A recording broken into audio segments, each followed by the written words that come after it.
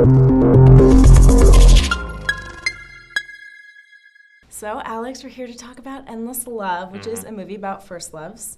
What do you remember the most about your first loves experience? My first love, that I was that I was very young.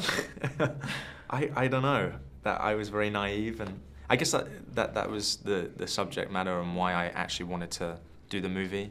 That feeling of being naive and being in love, and that's all that matters.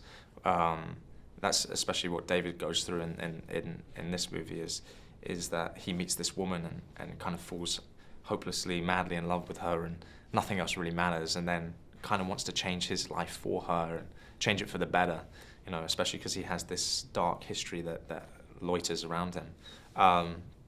Yeah. Your character David is very much a hopeless romantic. How close are you to the character of David? I guess I'm a hopeless romantic. You guess? That's I a guess. question mark. I've said it so many times, people are going to get sick and tired of it. They're going to be like, but yeah, I love love. Yeah, otherwise I wouldn't do Endless Love. Well, at one point in time, Meatloaf said, "I would do anything for love, but I won't do that." What do you think he was talking about? I do not have any idea, but that is a great song. It is a great song. Well, I read in the press notes that in order to establish chemistry and bonding and have that relationship, you and Gabriella did some exercises and fun bonding activities. You can answer the following questions with a yes or no, but did these activities include trust falls? Yes. Secret handshakes? Not that I remember. Choreographed dance routines? Yes. How about staring contests? Yes. So these are all effective for creating, wow. It's very hard to stare in someone's eyes for longer than 3 minutes, especially when you don't know them. And then you kind of have, yeah. Very true. It can be a little awkward. Yeah. I'm feeling uncomfortable right now. Are you? Should we have a staring contest? Let's do it. The less I have to speak, the better.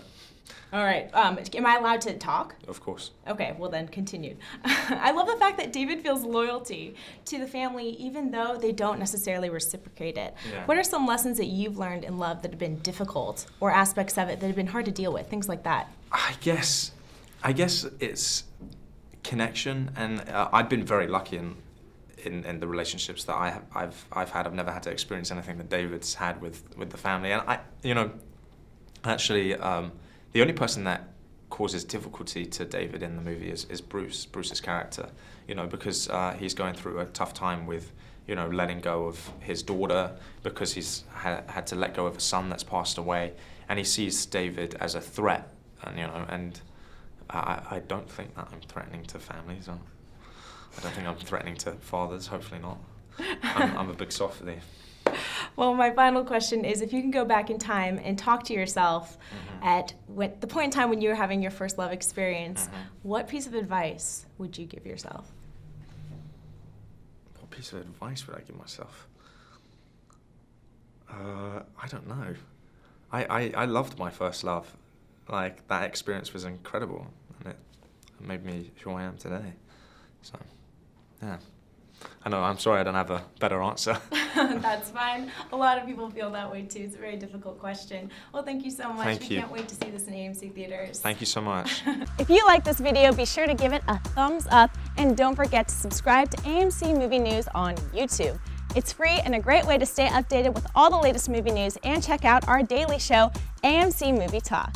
Also, don't forget to check us out on Facebook and Twitter to stay in the loop for our special prizes, giveaways, and contests.